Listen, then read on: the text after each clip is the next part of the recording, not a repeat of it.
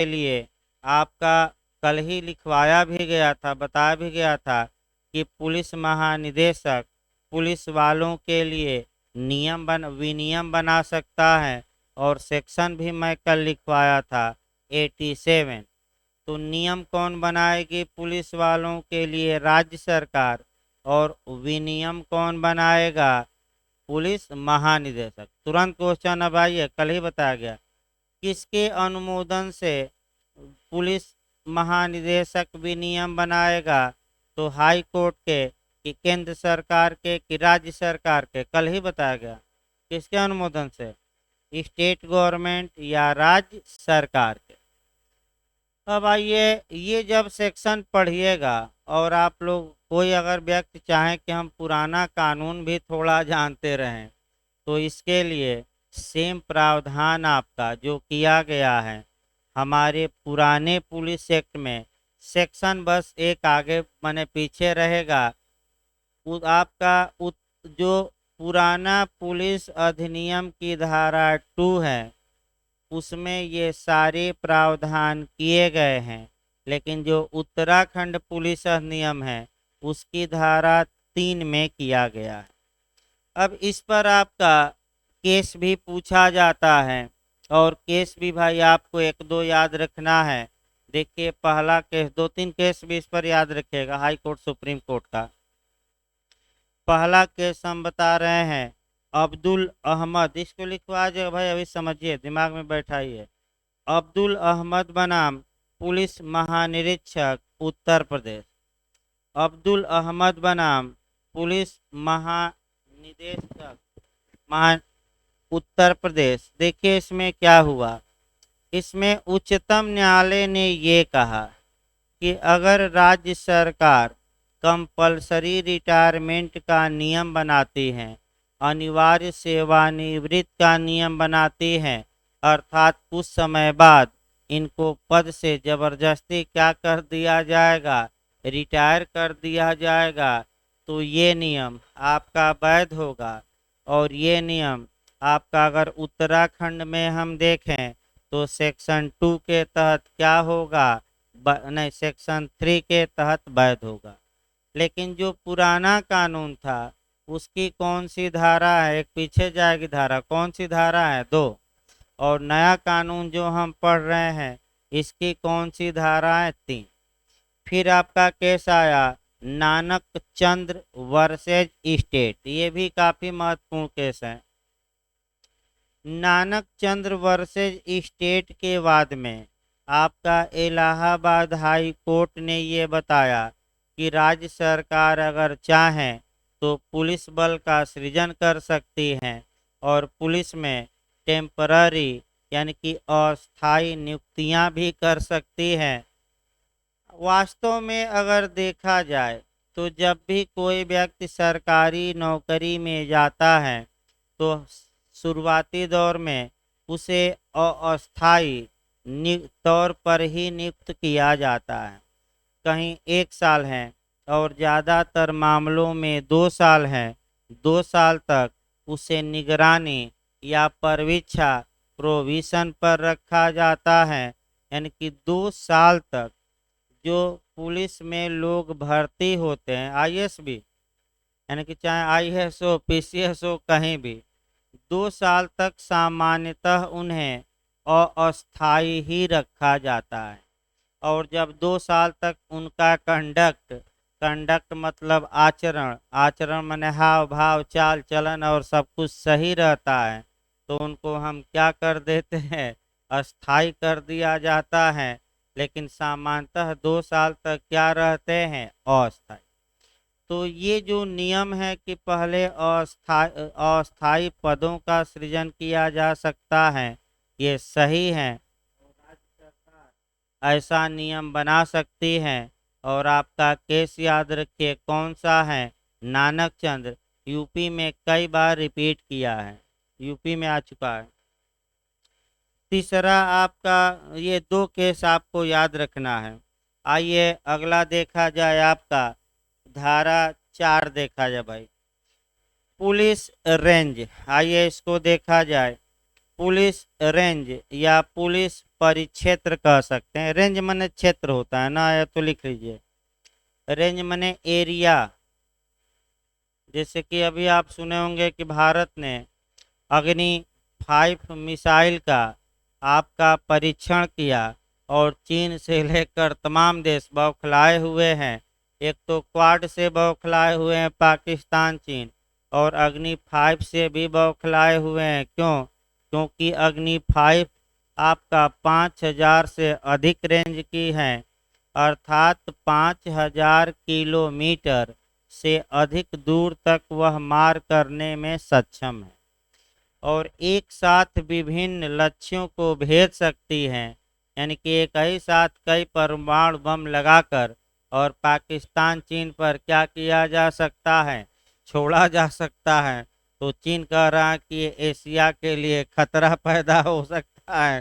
तो क्या भारत कभी भी, एक भारत शांत प्रिय देश रहा है, कभी भी किसी दूसरे पर पहले आक्रमण नहीं किया है, लेकिन जब आक्रमण हुआ है तो उसका जवाब दिया है। पहले भारत की नीति रही है कि सबसे पहले हम आक्रमण नहीं करेंगे, लेकिन आपका मोदी जी जब से आए या भाजपा आई तब से ये नीति थोड़ा बदली है और बार बार कह रहे हैं भाई कई मंत्री कि आवश्यकता माने परमाणु बम की धमकी नहीं देते, लेकिन ये कहते हैं कि भाई पहले हम हमला नहीं करेंगे, ये गारंटी नहीं है।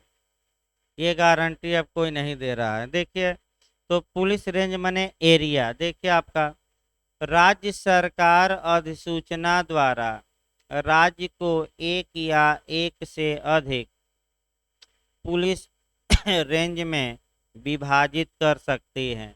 यानी कि पुलिस क्षेत्रों में विभाजित राज्य सरकार कर सकती है, या तो पूरे राज्य को एक पुलिस क्षेत्र मान लिया जाए, पुलिस राज्य, पुलिस रेंज, या एक राज्य में कई रेंज बना दिए जाएं। ये कौन कर सकती है? स्टेट गवर्नमेंट, क्या जारी करके? नोटिफिकेशन या अधिसूचना।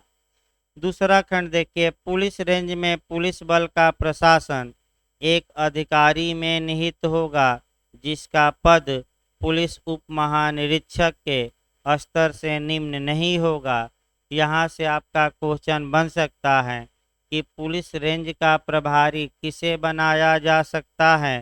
तो स्पष्ट देखिए मॉडल कैसे बन सकता है कि पुलिस रेंज का आपका अधिकारी किसे बनाया जा सकता है। तो दे देगा जो पुलिस अधीक्षक के निम्न स्तर का न हो, जो पुलिस उप अधीक्षक यानी कि डीवाईएसपी के निम्न स्तर का न हो। तीसरा देगा जो पुलिस उप महानिरीक्षक के निम्न स्तर का न हो, माने इससे नीचे का न हो, और इनमें से कोई नहीं। तो बताइए क्या मार्क कराएंगे? हाँ, ऐसा ऐसा पुलिस अधिकारी, पुलिस उप महानिरीक्षक मतलब डीआईजी शॉर्टकट में कहते हैं, ऐसा पुलिस अधिकारी जो डीआईजी के कैटेगरी से नीचे का न हो, यानी कि या तो डीआईजी या डीआईजी के क्या ऊपर, इनको रेंज का अधिकारी नियुक्त किया जा सकता है। लेकिन डीआईजी के नीचे के व्यक्तियों को, पुलिस अधिकारियों को आपका रेंज का अधिकारी नियुक्त नहीं किया जा सकता। अच्छे से तैयार रखिएगा इसको। आइए सेक्शन 5 देखा जाए। जहां तक सेक्शन 5 की बात है, सेक्शन 5 से जहां तक यूपी की बात है, यूपी में ये क्वेश्चन ज़्यादा बना है और अभी आपका जीएस में भी बना था और तमाम परीक्षाओं में ये क्वेश्चन आता रहता है।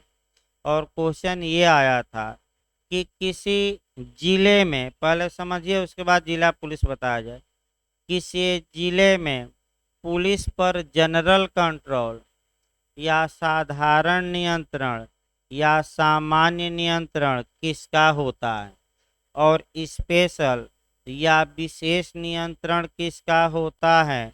तो अच्छे से इसको रट कर जाइए। ये यूपी में भी काम करेगा, उत्तराखंड में भी काम करेगा। और एक लाइन याद रखिए, जैसे ही सामान्य पूछे तो जिला मजिस्ट्रेट मार कर आइएगा, और जैसे ही विशेष पूछे तो जिले में पुलिस बल पर विशेष कंट्रोल कौन करता है, तो पुलिस अधीक्षक। फिर एक बात तैयार रखिए इसको, यानी कि जिले में पुलिस बल पर साधारण नियंत्रण कौन रखेगा, तो क्या मार कर आएंगे, अभी जीएस में भी आया था, जिला मजिस्ट्रेट या डीएम। और स्पेशल पूछ ले विशेष नियंत्रण कौन रखता है, तब क्या मार कर आएंगे, पुलिस अधीक्षक।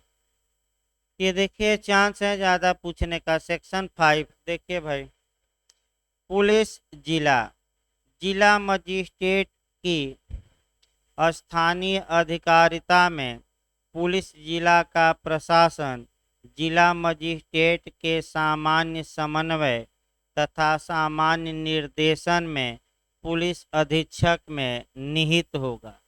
तो वही बात थोड़ा घुमाकर हल्का सा लिखी गई है, जो मैंने क्या बताया सीधा कि किसी जिले में पुलिस बल पर सामान्य समन्वय और सामान्य निर्देशन देने का अधिकार किसको होगा, तो डीएम का। और विशेष आपका निर्देशन या विशेष आदेश देने का हक किसको होगा, आपका एसपी को। तो आपका यानी कि जिला में पुलिस बल जो होगा वह डीएम के साधारण नियंत्रण के अधीन रहते हुए एसपी के नियंत्रण के अधीन होगा, ये भी कह सकते हैं, आ सकता है ऐसा भी। अगला ये आपका सेक्शन 6, जिला स्तरीय विशेष प्रकोष्ठ। किसी विशेष श्रेणी के अपराध पर कार्यवाही करने या अपराध से पीड़ित व्यक्ति सहित समुदाय को आमतौर पर बेहतर सेवा प्रदान करने के उद्देश्य से राज्य सरकार किसी पुलिस जिले में एक या एक से अधिक विशेष प्रकोष्ठ सृजित कर सकती है। यानी कि इसका मतलब ये हुआ कि स्पेशल सेल बना देना। देखिए इसको समझिए एक लाइन, तब आपका जिला स्तरीय विशेष प्रकोष्ठ का मतलब ये हुआ कि जो विशिष्ट वर्ग के अपराध हैं उन अपराधों में जो इन्वेस्टिगेशन है वह कोई पुलिस का अलग एजेंसी करे, माने पुलिस के ही लोग करें, लेकिन पुलिस में ही उनको क्या किया जाए, उनके लिए अलग से सेल बना दिया जाए। सेल मतलब कि अलग से उनके लिए नियम कायदे और उनका थोड़ा अलग कर दिया जाए सब प्रावधान। ये उच्चतम न्यायालय हमारा बार बार इस बात को कह रहा है, बार बार, कि जो police law and order maintain करती है उसको अलग करिए, और जो पुलिस वाले आपका अपराधों का अन्वेषण करते हैं उनको अलग रखिए, ताकि अपराधों का अन्वेषण शीघ्रता पूर्वक हो सके और तुरंत जैसे ही इन्वेस्टिगेशन आया आपका सीबीआई एपीओ से लेकर और बिहार तक क्वेश्चन परेशान किया है। देखिए वहीं 60 दिन और दूसरा कौन 90 दिन। ये क्वेश्चन अभी आपका 2-3 लोग आज भी फोन किए थे, पता ना क्यों कंफ्यूज हो जाते हैं, और जबकि बार बार हम बताते रहते हैं कि यदि अपराध ऐसा है जिसमें 10 वर्ष से कम की कारावास की सजा हो तो 60 दिन, और ऐसा अपराध जिसमें 10 वर्ष या उसके ऊपर की सजा हो या आजीवन कारावास हो या मृत्युदंड, ऐसे अपराधों में कितने दिन, 90 दिन तक अन्वेषण पूरा नहीं होता। अगर अभियुक्त इस समय जेल में है तो वह साधिकार जमानत का हकदार होगा, यानी कि आपका अधिकार के रूप में क्या पा जाएगा, जमानत। और इंटरव्यू में पूछा गया था, इसी को एक लाइन में लीगल भाषा में डिफॉल्ट बेल कहते हैं, अब तो मेंस में भी आने लगा है।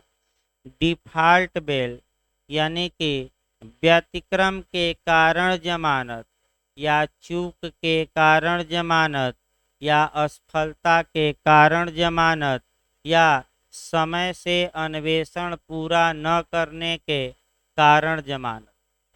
तो भाई पुलिस की बाध्यता है। कई जगह पुलिस ने ये आधार लिया था भाई कि कोरोना काल था, इसलिए अन्वेषण पूरा नहीं कर पाए, कोई न्यायालय माना नहीं।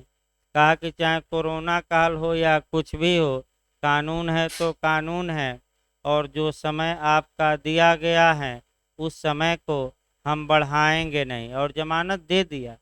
और तमाम बड़े बड़े अपराधी इस आधार पर जमानत पा लिए, और कुछ तो सुप्रीम कोर्ट के गाइडलाइंस में छूटे तो फरार हो गए, आज तक आए नहीं। पुलिस खोज रही है कहाँ गए। तो आपका आगे पढ़ाया जाएगा। राज्य सरकार विशेष प्रकोष्ठ जो उत्तराखंड पुलिस अधिनियम है, उसमें एक नई बात पुराने से ये जोड़ी गई है कि स्पेशल सेल का गठन होगा, और वे इसलिए होगा कि तेजी से अपराधों का क्या हो, आपका अन्वेषण। दोबारा बस एक लाइन में है कि राज्य सरकार चाहे तो जो पुलिस है उसमें एक अलग सेल बना सकती है जो विशेष अपराधों का अन्वेषण करे, यानी कि विशेष अपराधों में साक्ष्य एकत्र करे, अभियुक्तों को पकड़े आपका और न्यायालय में पेश करे। यानी कि आपका इसके लिए स्पेशल अलग से पुलिस बना सकती है। कौन बना सकती है? राज्य सरकार। कौन ऐसी पुलिस बना सकती है, नियुक्त कर सकती हैं? राज्य सरकार। और किस धारा में? धारा 6। आइए पुलिस थाना देखा जाए, यहाँ से भी आपका पूछा जाता है।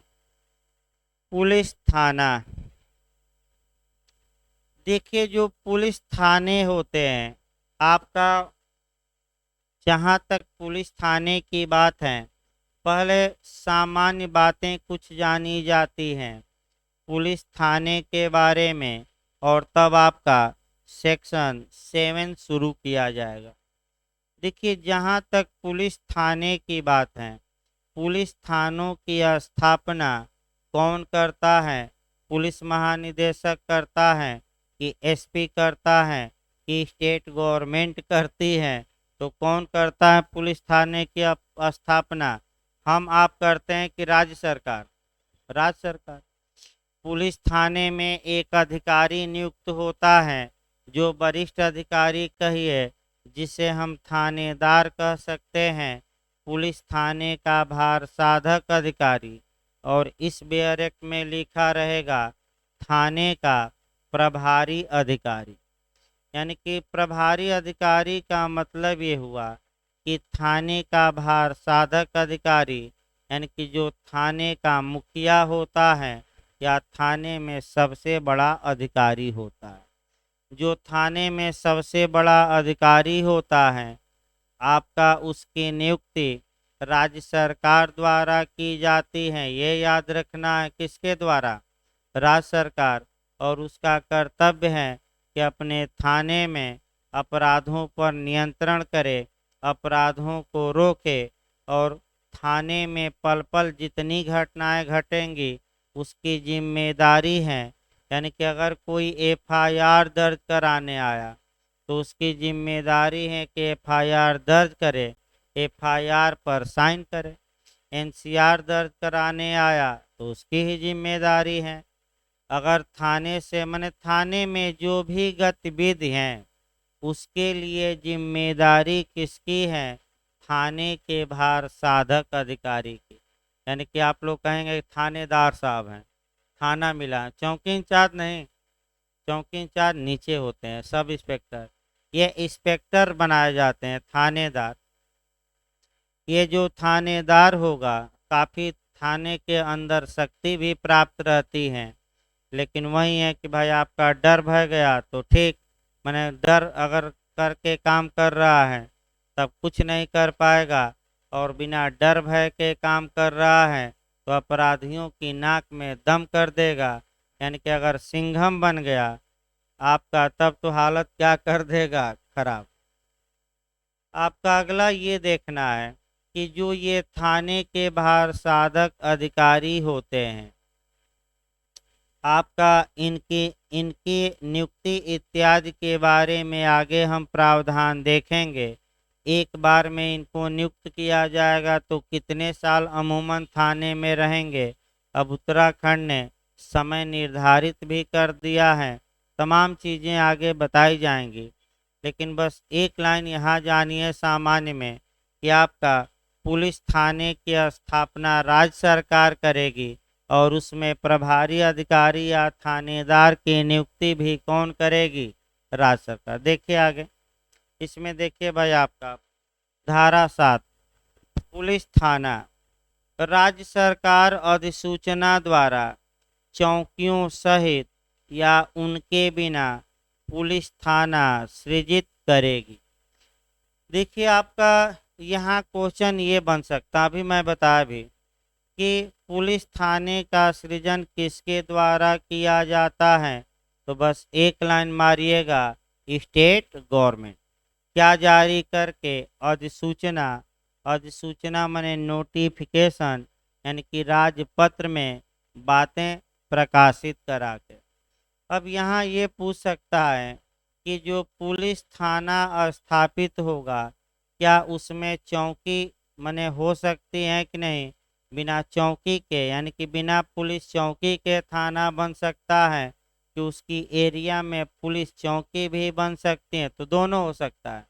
या तो केवल थाना किसी एरिया में बना दिया जाए, कोई पुलिस चौकी न बनाई जाए, या थाना भी बना दिया जाए और उस एरिया में पुलिस चौकी भी बना दिया जाए।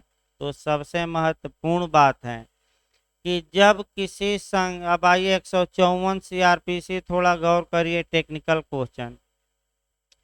किसी कॉग्निजेबल ऑफेंस या किसी संज्ञेय अपराध के घटित होने की सूचना किसको दी जाती है?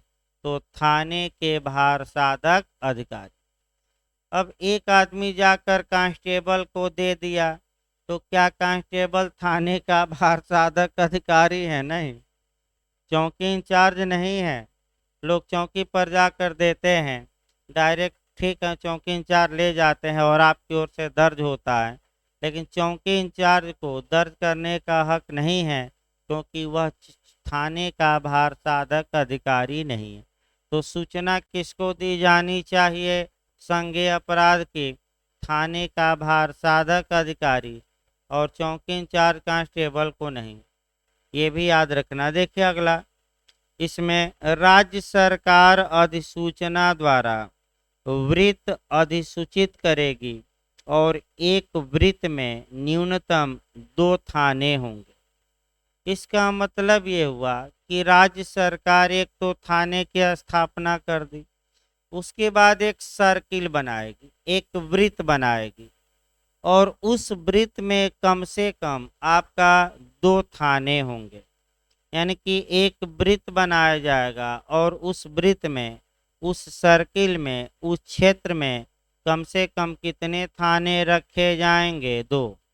और जो सर्किल का या वृत्त का हेड होता है उसको सीओ कहते हैं, सर्किल ऑफिसर। याद रखे भाई, उत्तर प्रदेश में भी है कि उसको हम क्या कहते हैं?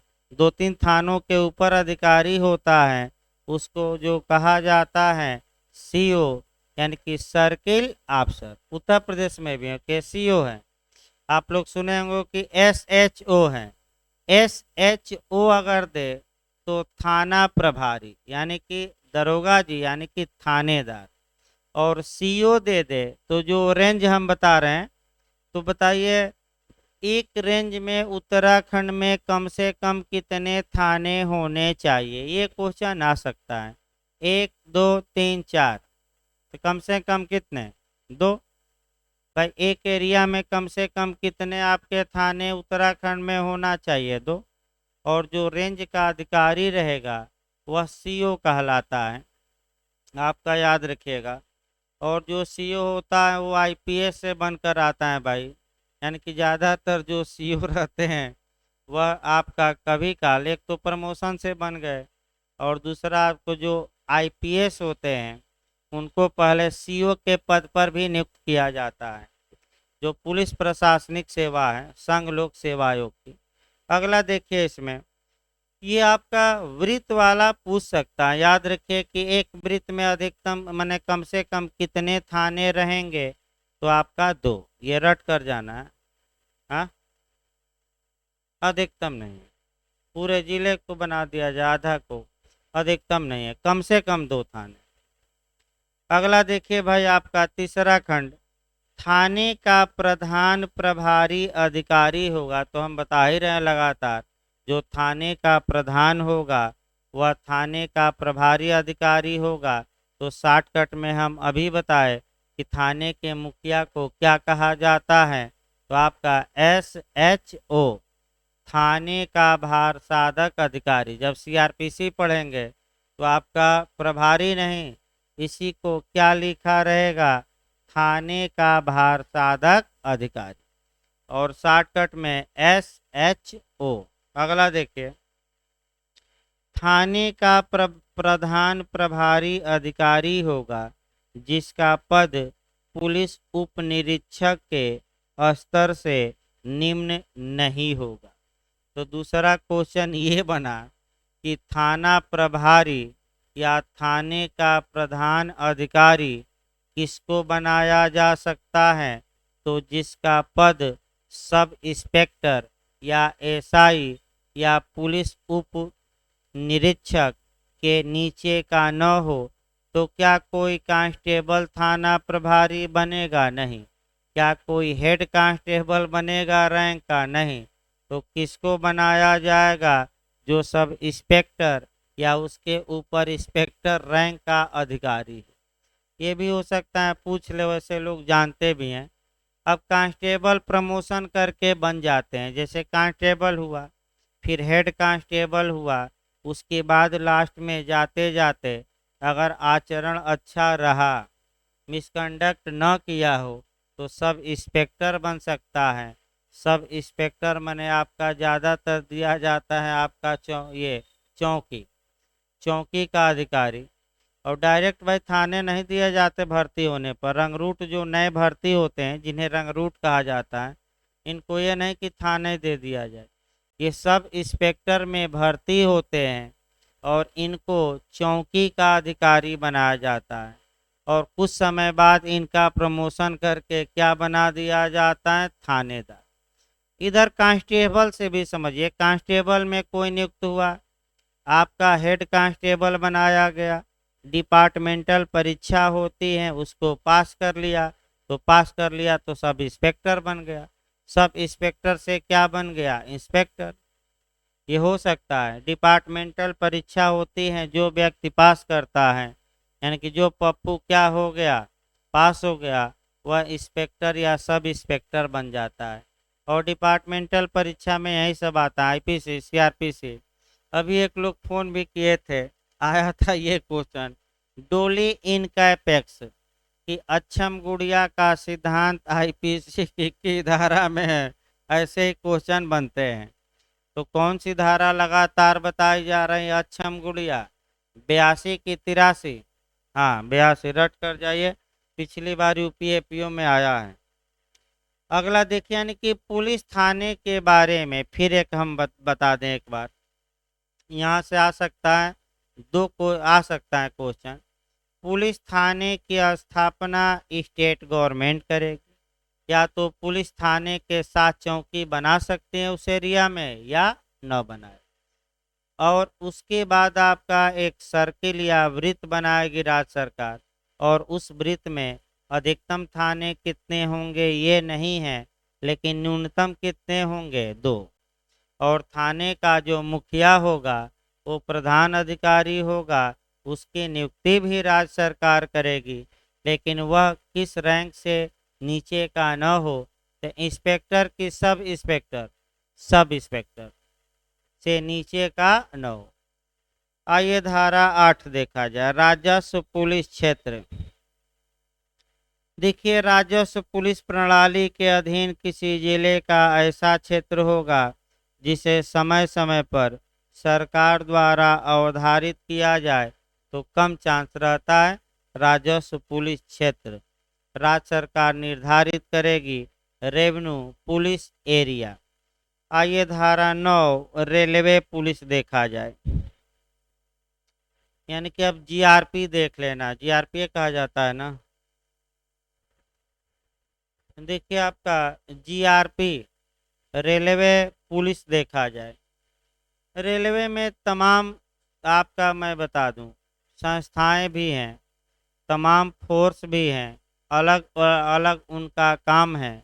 और जीआरपी का काम है कि अपराध की एफआईआर करना और उसकी विवेचना करना और अपराध को रोकना तो काम रहेगा ही। जो ये जीआरपी में पुलिस वाले नियुक्त होते हैं वह संघ द्वारा नहीं नियुक्त होते, बल्कि राज्य सरकार की जो पुलिस रहती है उसी में से कुछ पुलिस वालों को कुछ समय के लिए रेलवे की पुलिस बना दिया जाता है।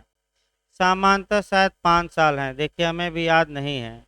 अब ये नियम में मिलेगा, किसी से पूछना पड़ेगा, लेकिन कितने साल के लिए भेजा जाता है आपका हमें भी क्लियर याद नहीं है। लेकिन हमेशा के लिए रेलवे पुलिस में नहीं भेजा जाता, हो सकता है 4 साल 5 साल 6 साल हो, जो भी हो। और जब वो समय पूरा हुआ तो फिर आपका रेलवे पुलिस से उनको सिविल पुलिस में भेज दिया जाता है। तो ये जो रेलवे पुलिस है इसका सृजन भी राज्य सरकार ही करेगी।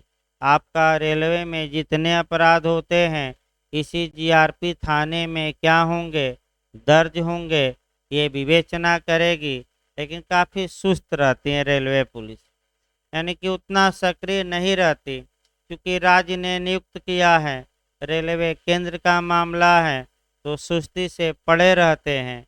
और अगर स्फूर्ति दिखा देते तो रेलवे में जो अपराध हो रहे हैं, आपका रोज अपराध हजारों हो रहे हैं, अगर ट्रेन में सो गए तो निश्चित रूप से आपका बैग हो या मोबाइल वोबाइल चोरी हो जाएगा।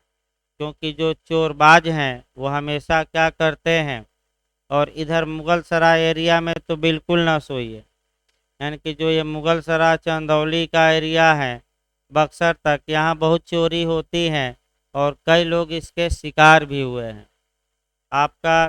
तो भाई यानी कि सावधानी हटी तो दुर्घटना घटी। आप ट्रेन में भाई अगर ये निफिक्र सो गए तो जूता उता सब लेकर क्या करेंगे, उसके बाद आप कहेंगे पैसा ले लो जूता दे दो, तब भी नहीं मिलेगा। तो शादी विवाह नहीं है कि पैसा ले लो जूता दे दो। तो अगला देखिए भाई आपका रेलवे पुलिस की स्थापना देखा जाए। सामान्य बातें बता ही दी गई। अब देखिए धारा 9 1 खंड भाई रेलवे पुलिस। इस अधिनियम में किसी बात के होते हुए भी राज्य सरकार राजपत्र में अधिसूचना के माध्यम से राज्य में ऐसे रेल क्षेत्रों को सम्मिलित करते हुए जो विनिर्दिष्ट किए जाएं, पुलिस अधीक्षक के अधीन एक या एक से अधिक रेलवे पुलिस जिले सृजित कर सकती हैं। यानी कि रेलवे पुलिस जिला सृजित करने का कार्य किसका है, स्टेट गवर्नमेंट का है। और उस जिले का हेड कौन होगा, तो पुलिस अधीक्षक कौन होगा भाई, किसके अंडर में सृजित करेगी, पूरे जिले का मालिक कौन होगा, जो रेलवे का क्या होगा, पुलिस अधीक्षक। दूसरा क्लास देखिए, राज्य सरकार अधिसूचना द्वारा एक रेलवे पुलिस जिले को सहायक या उप पुलिस अधीक्षक के स्तर के अधिकारी के अधीन एक या एक से अधिक वृत्तों में विभाजित कर सकती है। यानी कि राज्य सरकार इस जिले को या तो एक ही सर्किल मान ले या एक से अधिक, मैंने पूरे जिले को एक मान ले या जिले को पार्ट वाइज बांट दे, एरिया वाइज। ये किसका अधिकार है, राज्य सरकार का। और जो सर्किल का अधिकारी होगा वह कौन होगा, ये लिखा भी गया है स्पष्ट रूप से। ये पूछ सकता है भाई, रेलवे सर्किल का अधिकारी सहायक या उप पुलिस अधीक्षक, यानी कि असिस्टेंट डिप्टी एसपी, असिस्टेंट या उप पुलिस अधीक्षक यानी कि डीवाईएसपी। तो सर्किल का किसे बनाया जाएगा अधिकारी, अगर रेलवे में बांटा जाता है जिले को सर्किल में, तो पूरे जिले का अधिकारी हो गया पुलिस अधीक्षक। और सर्किल का अधिकारी सहायक या उप पुलिस अधीक्षक, यही अंडरलाइन करना है। तीसरा देखिए, राज्य सरकार अधिसूचना द्वारा किसी रेलवे पुलिस जिले में एक अधिकारी के अधीन जिसका पद पुलिस उप निरीक्षक के स्तर से निम्न का नहीं होगा, एक या एक से अधिक थाने बना सकती है। तो रेलवे थाने बनाने का अधिकार किसका है? केंद्र सरकार की राज्य सरकार? राज्य सरकार। दूसरा बताइए, एक जिले में एक थाना हो सकता है कि नहीं? हो सकता है। और एक से क्या हो सकता है? अधिक भी हो सकता है। और थाने में जो नियुक्त होगा प्रभारी अधिकारी, वह कौन होगा? तो किसके नीचे के स्तर का न हो? Sub inspector. सब इंस्पेक्टर माने एसआई शॉर्टकट में, या पुलिस उप निरीक्षक हिंदी में। भाई हिंदियों में जानते रहिए। अब एक क्रम बना लीजिए पुलिस में। जिले स्तर पर रेलवे जिला पुलिस गठित किया जाएगा राज्य सरकार द्वारा। उसमें अधिकारी कौन होगा? पुलिस अधीक्षक। जिले को वृत्त में बांटा जा सकता है, या तो एक वृत्त में या एक से अधिक सर्किल में। और सर्किल का अधिकारी कौन? सर्किल में राज्य सरकार ही बांटेगी। सर्किल का अधिकारी कौन होगा? तो सहायक या उप पुलिस अधीक्षक, डीवाईएसपी। तीसरा, आपका जिले को आपका थानों में बांटा जा सकता है। ये छोटा जिला है तो एक ही थाना पर्याप्त है, और बड़ा जिला है तो कई थाने। तो वैसे ज़्यादातर जो बड़े बड़े रेलवे स्टेशन हैं उन पर हर एक पर थाने हैं, छोटे छोटे पर नहीं है। छोटे को कौन पूछ रहा है? तो ऐसी दशा में आपका, और उस थाने का माने थाने का सृजन कौन करेगी? राज्य सरकार। और कौन व्यक्ति थाने का प्रभारी नियुक्त किया जाएगा? तो जो सब इंस्पेक्टर से या पुलिस आपका उप निरीक्षक से नीचे का न हो। तो इस प्रकार आपका सेक्शन 9 भी हो गया। आइए सेक्शन 10 देखा जाए। राज्य अभिसूचना विभाग, यानी कि आपका इंटेलिजेंस विभाग देख लिया जाए। यानी कि इसको सूचना, और भाई और शब्द है ना इसके लिए, राज्य अभिसूचना विभाग को और कुछ कहते हैं भाई, देखिए याद नहीं आ रहा है। हाँ, नहीं हिंदी में और कुछ नाम है इसका। इंटेलिजेंस तो भाई आपका इंग्लिश में कहते हैं ना।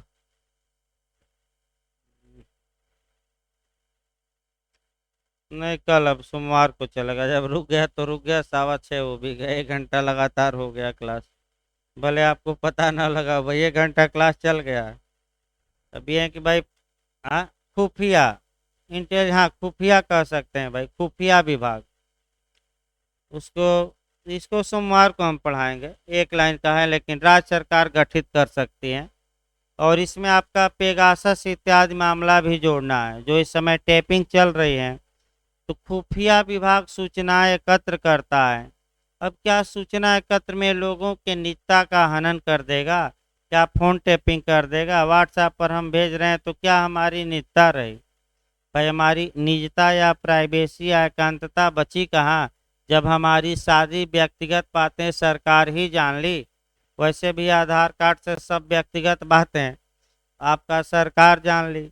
और दूसरा, जो वैक्सीनेशन हो रहा है तो और व्यक्तिगत बातें सरकार के पास पूरा रिकॉर्ड है। आपका वैक्सीनेशन का सरकार के पास पूरा उस रिकॉर्ड में और भी बातें जा रही हैं। यानी कि निजता की जहाँ तक रक्षा की बात है, आपका उल्लंघन ज़्यादा हो रहा है, और हमारी व्यक्तिगत बातों को कह सकते हैं कि ओपन ज़्यादा हो रही हैं। तो अब तो निजता का अधिकार थोड़ा इसमें बताना पड़ेगा, समय लगेगा, क्योंकि 2-3 एंगल से हमें बताना पड़ेगा। आईपीसी से